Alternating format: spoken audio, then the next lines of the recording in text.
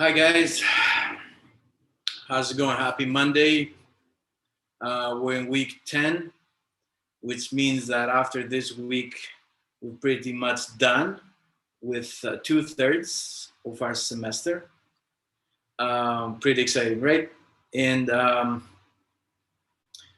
this week is also advising week, so I want to make sure that if you haven't communicated with your advisor, including myself, please do so. And I'm not going to have any office hours this week because we'll have a lot of advising left to do. I'm not going to have a synchronous meeting either. I'm going to have office hours and synchronous meeting next week, though. All right, so for today, we're going to do what we usually do, which is we're going to go over our Moodle site and see what you submitted, give you some feedback. I'll go over chapter sport marketing for today. And of course, we're going to talk about what you have to submit for next week. All right, so let me share my screen. And hopefully it will work.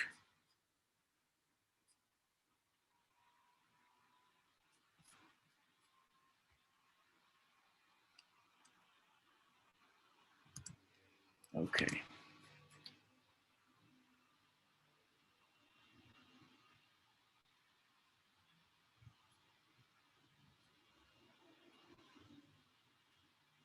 I'm getting there.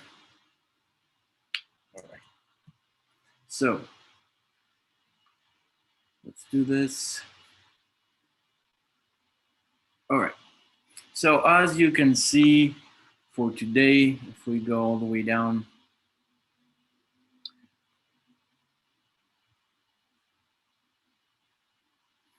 you had to submit LO10. I don't have any specific feedback for LO10. Everything looked okay to me. Concerning LO15 and LO16, I have my notes right here. I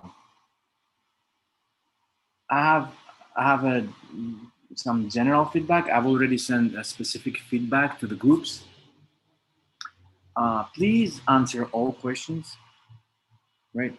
If you have 5, 6, 3, 2, 10, it doesn't matter. Answer all questions and make sure I can understand where the answers of those questions are, okay? And definitely, you need to connect whatever you're presenting to the material for that week. Whatever we covered in the chapter for the week, please try to connect it in a way. Okay, you know all that. It's in the syllabus. We've talked about that before. Just making sure to remind you. All right, for the PDOs, again, I've sent the specific feedback. From what you submitted today, I want to make sure, again, you understand that we do need topics to be covered or synopsis kind of slide in the beginning, right? And a take-home point slide at the end, for sure. Okay, I just want to make sure we're clear with that. Okay. Now for this week, we're going to cover sports marketing. You have a low 11, again, 2 LPs and 2 PDOs. Nothing extraordinary here. And that's for this week. The deadline is again Sunday, midnight. All right. Although we don't have office hours, if you need something, please email me. I'll do my best, and we'll communicate via email, or we need a Zoom or Skype or something like that. We'll make it happen. All right. All right. So I'm gonna stop sharing this, and I'm gonna go and share the chapter for this week.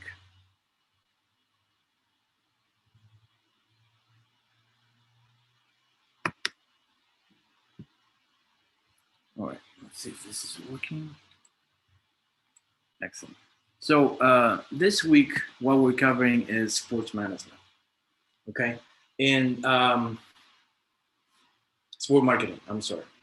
And the principles and the tools are, for us, essential knowledge.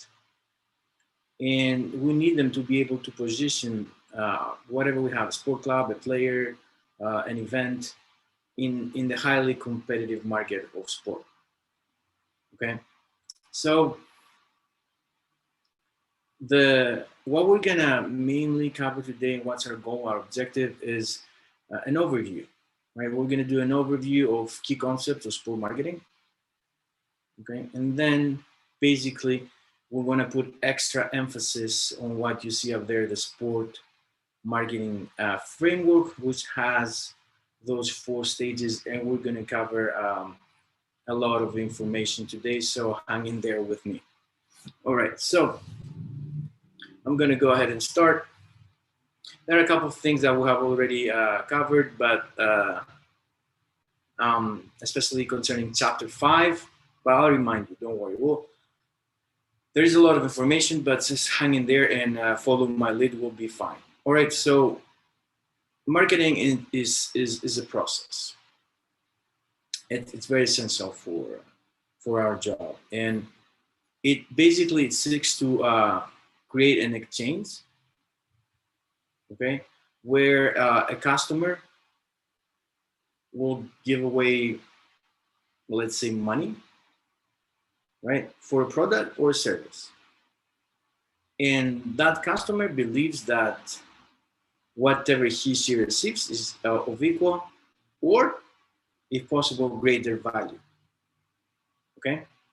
So that's in general marketing. In our case, sports marketing, of course, has to do with sports related goods or services. And as you can see, it has 2 dimensions. Okay?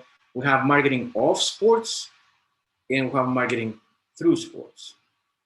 So marketing of sports, we have, let me move myself a little bit higher. All right, so marketing of sports, we have anything that has to do with memorabilia, jerseys, events. So we're actually trying to market the product or the service that our corporation or industry, the sporting industry, is producing. Okay. Now, marketing through sports, that's a little bit different and that's a little bit unique, because here it's not about the actual product. Is about, for example, an athlete endorsing a fashion brand, right? Or corporations sponsoring an event, right? Or we'll have a drinks manufacturer arranging to have exclusive rights to provide their products at a sport event. So here, all these examples, we're talking about marketing that happens through sports, and that's a huge industry by itself. Okay, so 2 things to remember here. That we have 2 dimensions when we talk about marketing in sports. We have marketing of sports and marketing through sports. So having said that, we can best understand the whole process if we get both dimensions. And in order to do that, we have to establish a relationship between the sport brand and the consumers. And this may be achieved by marketing of a sport brand or marketing through the sport brand. Okay? All right, let's see. All right, so here we have the sport marketing framework, which is pretty much, it puts the sports marketing definition that we just explained into practice, okay? By doing what? By providing an approach to meeting sport consumers' needs. Now, as you can see, we have 4 stages or 4 steps. We have to identify opportunities. We'll have to develop a strategy. We have to plan that mix. We'll talk about the 4P and the additional parts of that mix. And then at the very end, to implement and control that actual strategy that we've been planning with all these three previous steps. Now, if you see that figure, um, we have those 4 steps, and you'll see that we have some subcategories of those steps. I try to put like a huge, like I have to put it as big as possible so you can read it in case you don't have the actual book. And I'm going to give a short description based on this figure, and then we're going to break it down way more. So you see the very first steps is identify sport marketing opportunities, and those opportunities are, and we have to be careful here, internal and external. There's specific tools to do that. We covered some of those tools in chapter 5, but I'm going to remind you today as well. The second step, as you can see, is develop a sport marketing strategy, right? And we will have to create the general strategy or direction, and then pretty much break it down and have some key performance indicators. We'll try to quantify it to figure out pretty much the strategy to actually implement that direction, right? Now, plan the sport marketing mix, okay? We're gonna talk about the 4 P's: product, price, place, and promotion. We're gonna throw branding in there, but also we're gonna talk about the 2 S's, the sponsorship and the service, because although they're part already, right, of those 4 P's, because we're talking about the sport industry, we need to make some kind of special description of explanation of those 2. And the last one is implement and control the sport marketing strategy, which is pretty much, you go, you need to measure outcomes and take action if you need to, so your plan stays on target. All right. So are we ready to just break it down one by one a little bit more? All right. Here, we're going to talk about 3 things. Sorry, internal, external environment. We'll always start by analyzing, and then we're going to analyze organization. And the last thing we're going to analyze is the market and the consumers, existing and possible future consumers. Now here, it is important to understand that this stage shows us that it is crucial to collect information and conduct some kind of research before we do any kind of activities. And in our case, before introducing any kind of sport marketing activities. Now, how can we actually analyze the internal, but also the external environment? Remember in chapter 5, we talked about the SWOT analysis. I hope so. It was also, remember, an item in one of your LOs, what it stands for. We talked about it. It's a classic tool, and it has, of course, 4 letters. It's an acronym, and it stands for what? Strengths, weaknesses, opportunities, and threats. And one way to see this kind of analysis is by breaking down the first into 2 parts and saying that, look, the first 2 letters, the strengths and weaknesses, have to do with some kind of an internal analysis of our own organization. And the opportunities and threats have to do with the environment.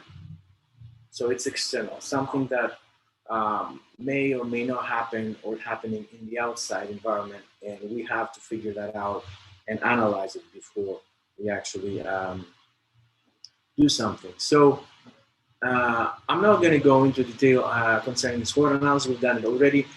It's just in this case, think about it like S and W is about internal analysis, and O and T will be more for an external analysis of the environment. Now, the competitor analysis. Do you remember that? So the competitor analysis has to identify what's going on in the market So it's more about external analysis, and it has to do with direct competitors, right? So direct competitor is somebody who's producing a very similar product or service. It can be a secondary competitor who is the one who sells substitute products that meet similar needs. And then the last kind of competitor is indirect competitors. Those are people who sell different products, but they can, in a way, satisfy the same needs. So, as I said before, that's external analysis, and we need to know the direct, secondary, and indirect competitors that we have in our market before we make any marketing move. Now, the second thing we need to do in stage 2 is analyze organization.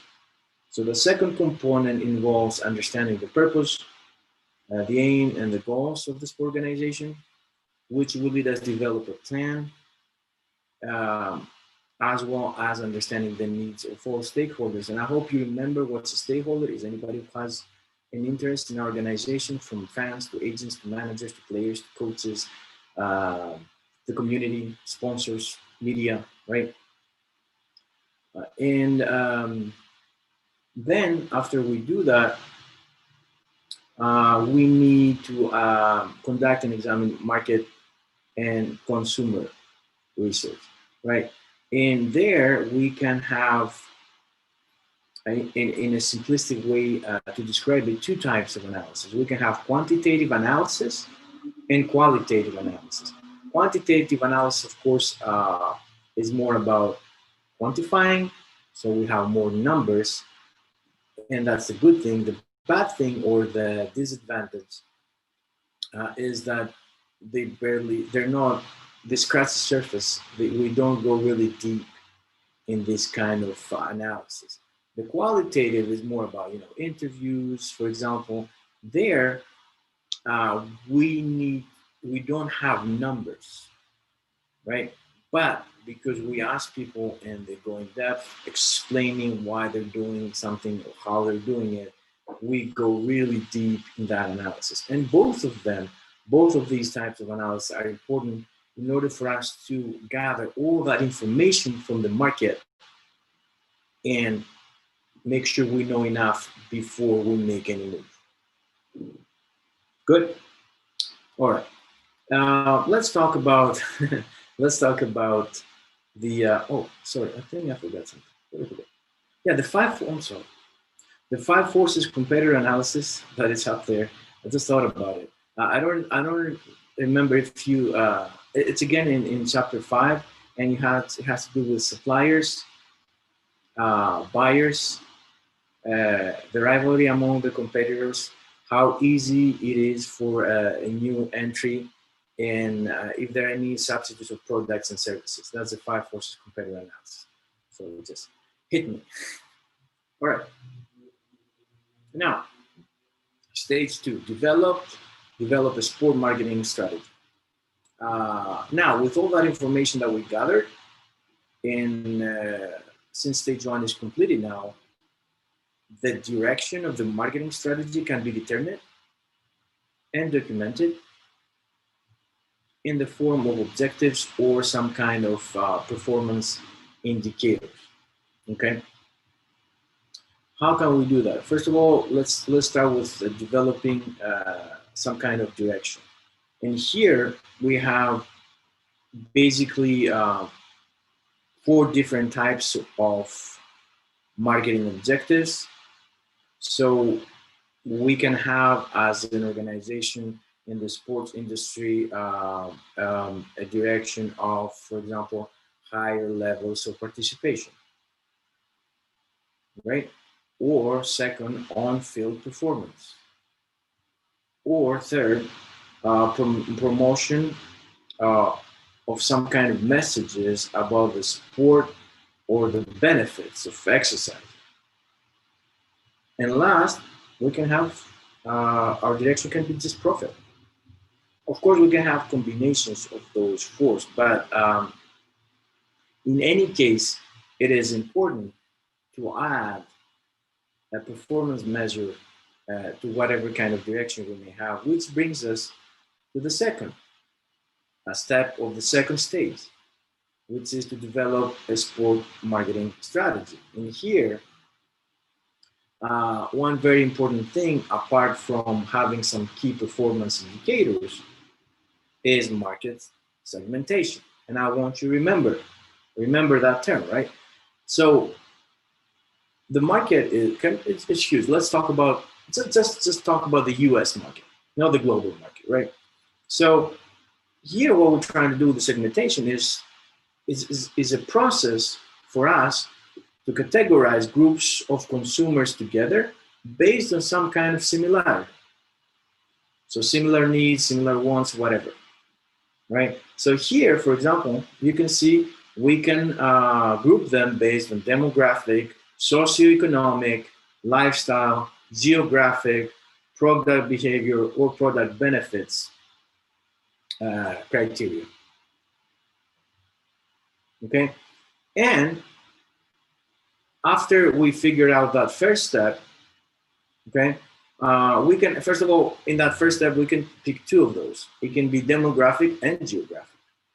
So East Coast males 35 to 45, for whatever reason, right? So we are trying to, that's our target group, okay?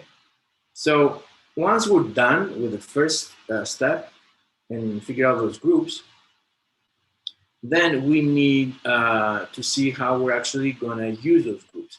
And we have three types of segmentation. We have focus segmentation, which means we pick one of those and we just focus there. Multiple, we can pick two of those, right? Geographic and socioeconomic. Or we cannot be like, you know what, we're just going to try to cover the whole market. It's fine, at least for this product, those Nikes or this Adidas shirt or whatever. So we have this segmentation, which is called a differentiated segmentation. In any case, we need to create a direction, we need to create a strategy, and at the very end, justify our decisions. And all that, of course, is based on stage one and all that information we have already gathered. All right, so here I want to talk about stage three, and I want to break it down into three parts if possible. I want to talk about branding in a way to bridge stage two with stage three, then put together the 4 P's: product, price, promotion, and place. And then at the very end, talk about the 2 S's: sponsorship and service.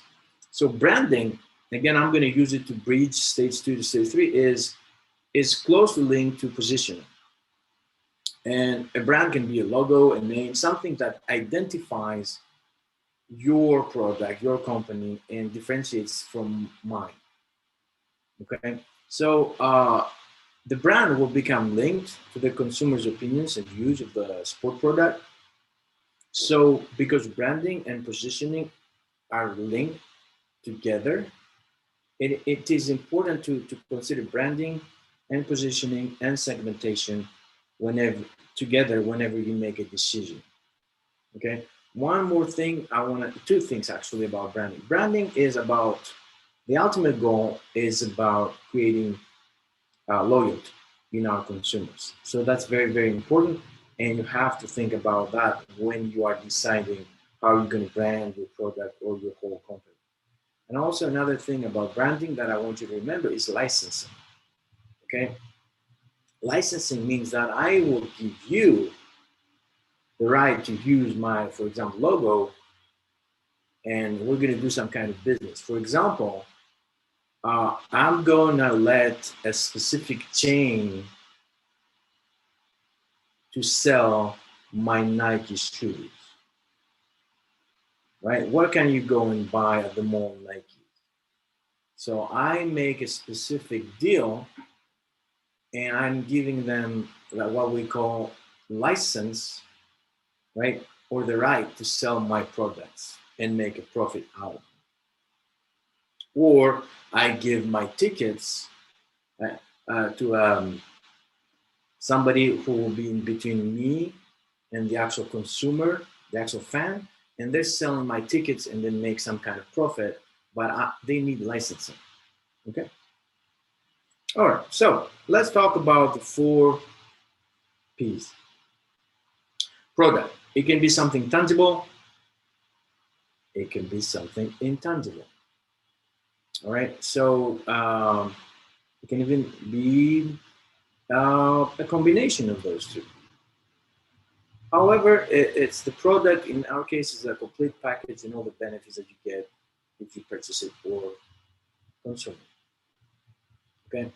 Um, One important principle in sport marketing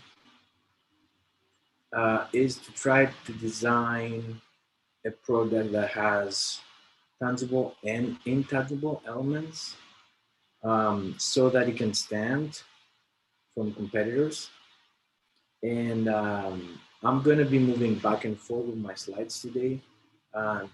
So what I'm trying to say with this, I'm going to use 11.2 figure to show you something. So when marketers are designing a product, they start from the core. You see there are 3 layers, right? There we have a consumer need. My need as a consumer is that when I want to go running, I don't want to go barefoot. It hurts my feet. So I need something to cover that. Cool? Cool. All right. Now, the marketer or the company, Nike, Adidas, will take that or create a shoe, right? And of course, as you can see, the actual product is outside the core benefit, so it covers my needs, so I'm buying the shoe. Now, there's a third layer, which makes things interesting, though.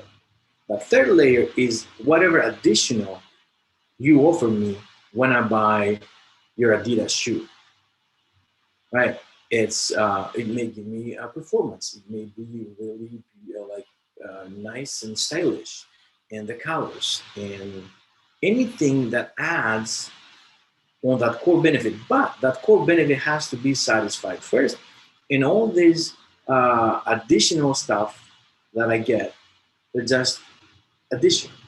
So if I'm wearing a specific brand, people may perceive me as wealthy. Wow, that's cool, right? Yeah, it's very cool. But at the same time, I need to be able to actually walk in those shoes and they won't hurt my feet. Okay, so first, cover my feet. I'm not getting hurt. And everything that comes with it, like as an add on, perfect. So I want you to remember that figure. I think that's pretty interesting.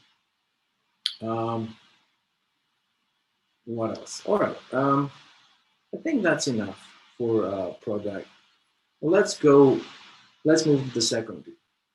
Or maybe, no, no, I'll talk a little bit about innovation, which is here, and that has to do with the product as well. So, how do we create products? Why do we create products, and why do we need new products? Okay, so as I said, products are being initiated as ideas because there's a basic need, and I have that information from the market search that I've done already. So I'm covering that need that the consumers, the current consumers, or future possible consumers may have, right?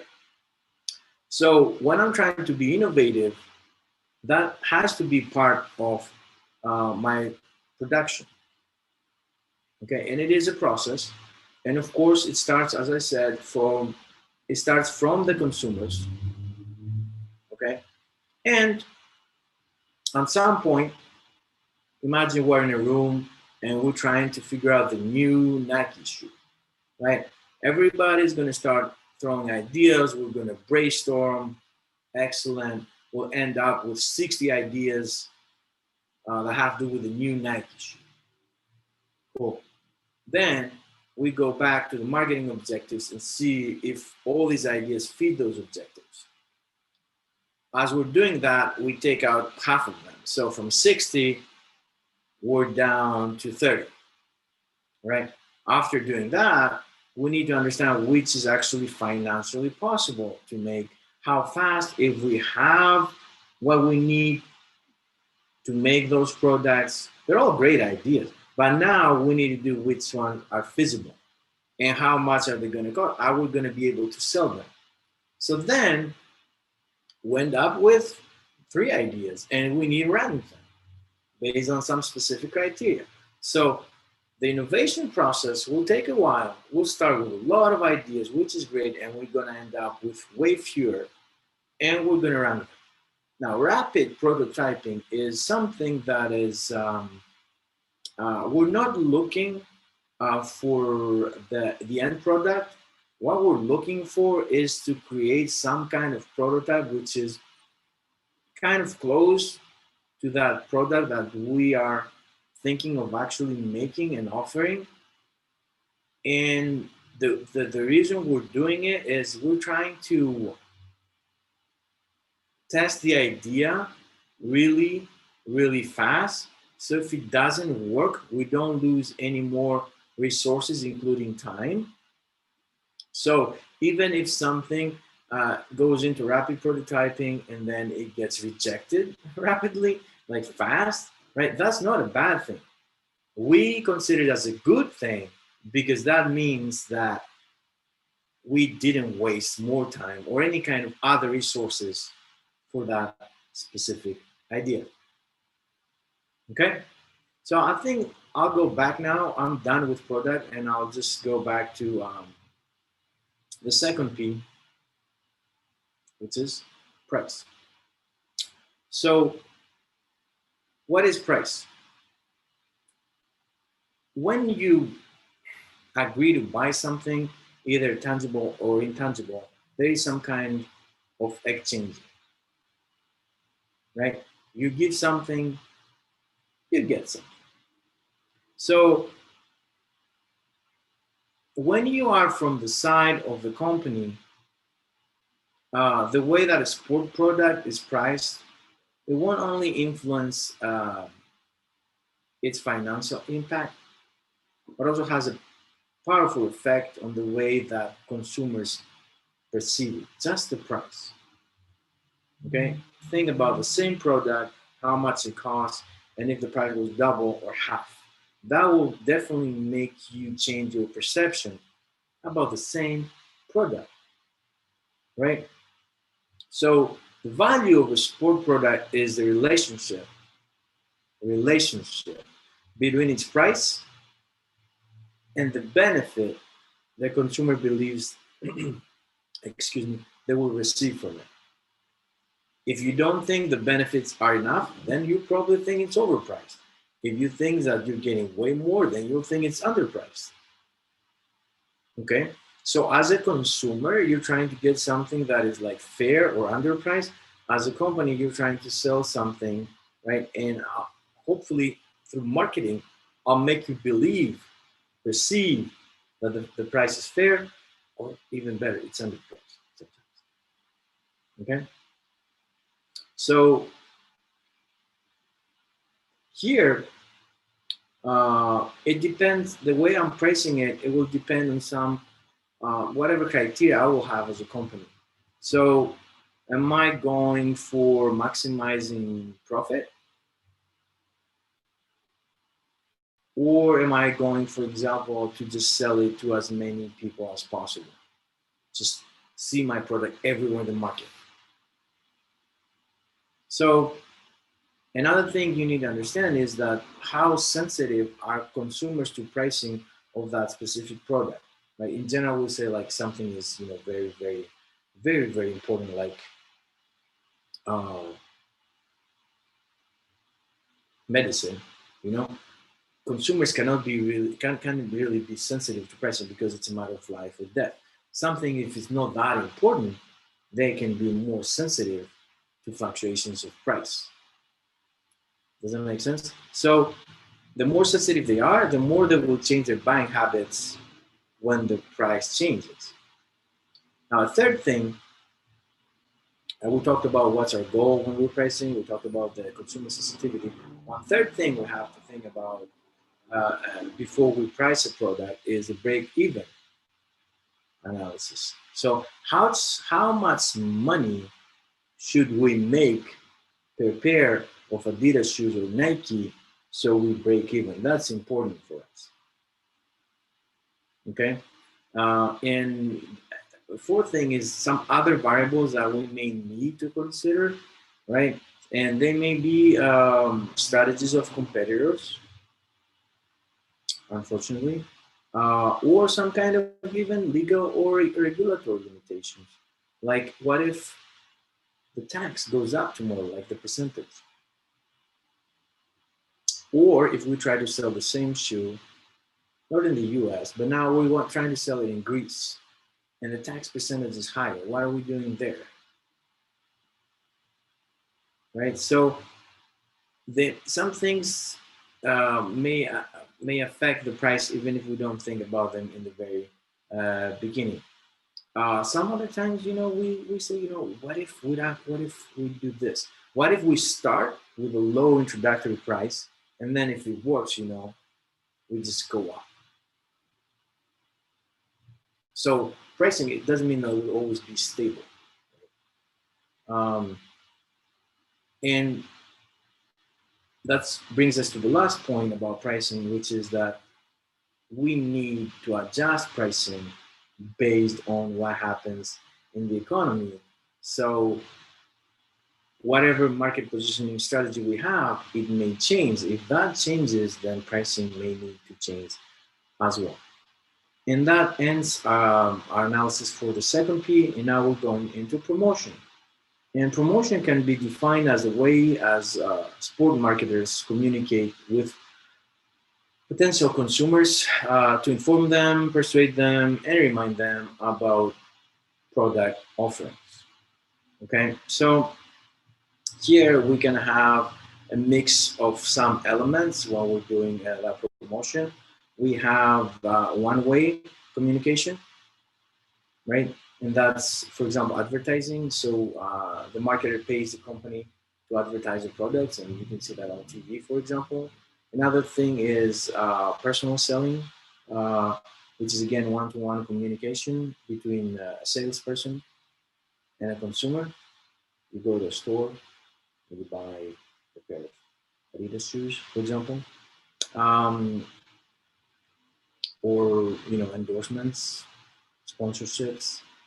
They're considered personal selling.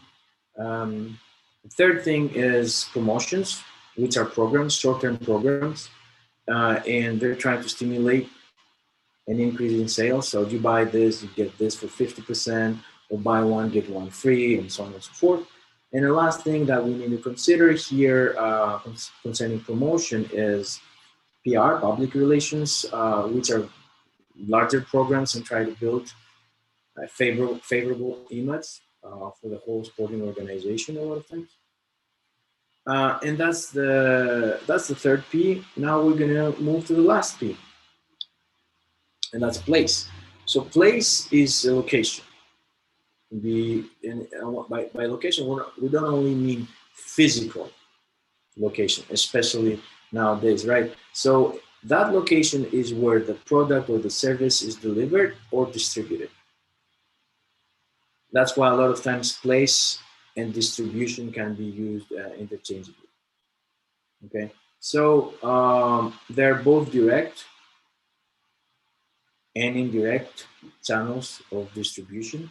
So when you buy a ticket from the actual venue, right, and you're trying to watch your favorite football team, and you go there and you buy a ticket, that's direct. Indirect is there's specific applications and websites, I'm not going to advertise them, that you can go and buy a ticket, right, and still go to watch your favorite NFL team. Uh, One thing I want to mention here, and I have included a figure, is the sports facility, because the sports facility is perhaps the most important distribution channel in the sport industry. You can buy jerseys, you can buy tickets, you can buy a ton of products, and actually see the actual product live, right? Um, and I have included this. You can see that there are two main categories concerning variables of sports facilities.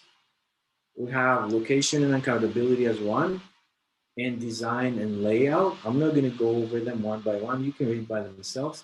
What I wanted to say here is a lot of times the marketer, that can be you tomorrow, right, understands, realizes the importance of the facility and those variables of the facility when they're trying to market something, but it doesn't mean the marketers have control of all these variables, all these features, and all the time. So sometimes you have what you have, sometimes you can influence what you need to market better, sometimes you just use what you have. Okay, that's what I wanted to say about that. All right, I'll go back here and finish up with sponsorship and services. So here, sponsorships, endorsements are part of the promotional mix. But we need, they deserve some special treatment because by itself, sponsorship is a huge business in sporting organizations, in this kind of business. And here, an organization or individual provides financial or in-kind assistance to a sport property in exchange for what? In exchange for the right to associate itself with the sport property. Think about your favorite NFL team, think about their stadium, and think if they have any kind of name before that. Mercedes something something or Gillette something something. What is that? Right? So sponsorship works through an EMAX transfer from the sport property to the sponsor. And of course, vice versa as well. This EMAX though transfer works best when there is a strong sponsorship affinity, or in other words, a good fit. So when you are picking a sponsor, for example, there has to be a reason that you want to associate your name with their name, or you want to associate your brand with their brand. What is it? Do you have the same target group? Do you want to expand in their target group? Do you have the same philosophy as companies? Um, so Adidas wanted to invade the U.S. market. How big it was that they took they sponsored NBA, right? And then the jerseys were all Adidas. That was huge. Who owns Reebok? Look it up. Who owns Reebok? Why did that company own Reebok? Because they wanted to invade a specific economy. So in our case here, when we talk about sponsors, a lot of times they're trying to invade a different part of the economy. Okay, they want to be associated with something. So you need to be very careful as a marketer, which are your sponsors and why. Okay, now services. Services cannot be seen, felt, or tasted. Why? Because they're intangible and they're part of an experience. And experience is part of the sporting industry, right? So that's why we make a special mention about services. So sport organizations offer services where their staff, team, or athletes provide an experience to consumers. So we have fitness centers, for example, or local participation-based competitions. We have professional sport matches. We have support services like sport physiotherapists. All these are services that are offered. Yeah, I'm gonna stop there. We spent a lot of time in the mix. Again, the main idea of the sporting mix is the 4 Ps, and how are you going to decide, how are you going to mix those 4 Ps, specifically the Ps, and the S's are part of the Ps, and how are you going to mix them when you are creating your marketing strategy.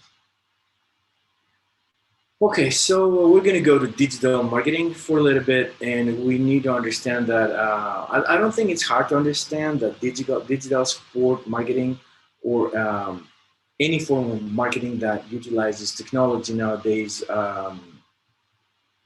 is something that is part of our lives. And it means that we need to focus on the internet, on all the devices, and all the channels, and all the media that it implicates. Okay. Um, Another way to consider digital marketing, it's usually another term for digital marketing is electronic marketing, or e-marketing. Okay. Um, yeah, we have a plethora of devices nowadays, which makes it more and more strong as a player in the marketing process. We are, I think, we're talking about 2 billion consumers now that have smartphones, just smartphones, right? I'm not talking about anything else like PDAs and tablets and MP3 music players and anything that can connect to the internet. And you can be in wherever you want to be and still figure out what's happening with your team. And that's the next slide. So we're going to cover that anyway. But not long ago, like digital media and especially social media, we're seen as the latest technological trends, but now that's just part of our lives, right? That's indisputable. So digital sport marketing is here, and is here to stay for sure. So we have multiple platforms, right? Let's say you don't want to, or you can't watch, you don't have a TV, right? And your favorite NFL team is playing right now. Just go to Twitter and figure out what's going on, right? There are so many ways to see play-by-play. Also, you can be anywhere. You can be in Greece on a beach and just watch that game, or you can customize the access. You can buy different packages, right? You can based on the pack, you can fast forward half of the game. You can see specific stuff you want to see. You can change cameras nowadays. Like you can really customize your experience. And again, what I'm trying to communicate here is that as a marketer tomorrow, if that's where you want to go in this industry, you need to take into consideration e-marketing. It's a huge player. You already know. All right, so here we have the last stage. And we talked about the popularity and the prevalence of digital sport marketing. So now we're going to end it up with the implementation and the control of the whole strategy. So, two main things to do. First of all, you have to implement whatever plan you ended up having, thanks to those 3 stages that you have already taken, right? So an important thing here is, actually 2 things are important here. You have to have a person who's in charge, okay? And that person also has to allocate resources and break it down into smaller parts, right? We talked about the key performance indicators. You have a timeline, you do this, you're responsible for this. So we need somebody to actually implement it, because a lot of times you plan, but then you don't implement. So we need somebody to be in charge, or a group of people, and then break it down into smaller parts and make those people responsible, give them timelines and specifics. Let's say that's done. Now we're going into the second part of stage 4, which is the control process. What do you do here? you have to have specific quantifiable measures, or KPIs we talked before, key performance indicators, right? That's number one. Number two, you have to have a pre measure, and then you have to have an expectation of a post measure. And then you evaluate if it actually increased or decreased. Let's say you want to increase audience on your Instagram page, and you are Nike, right? And you have done all these three stages, and you had, let's say, 30%, and you want to move it up to 35% by the end of the year. Okay. Then after you set the performance measures, you evaluate the performance. Did it go up to 35%? Let's say when or it didn't, doesn't really matter. You go into the third step, which is whatever happened, you need to understand why it happened or why it didn't happen, right? And based on that, do we need an intervention? If we need an intervention, you plan that intervention and you make those adjustments that you need to make so you get what you need to get, okay? And then after you plan that intervention, you actually have to implement that intervention. That's it.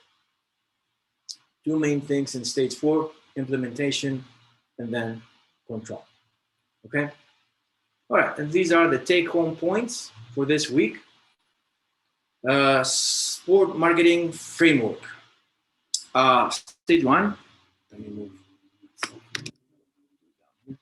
All right. Identify sport marketing opportunities, which involves undertaking several kinds of assessments. Stage 2, develop a strategy. Stage 3, planning the sport marketing mix in detail. And stage 4, implement and control the plan. By satisfying the needs of the consumers, the marketers cultivate a strong relationship, which leads to brand loyalty. Thanks to constant connectivity, such as phone and computer, a sport experience no longer means just viewing a game or event. All right, guys, I'm going to stop sharing. That's all for today. Thank you for your patience. I know a lot of material. It's almost a 55-minute video, right? No office hours this week. More advising, no synchronous meeting. But please communicate with me if you need something. All right? Have a great week.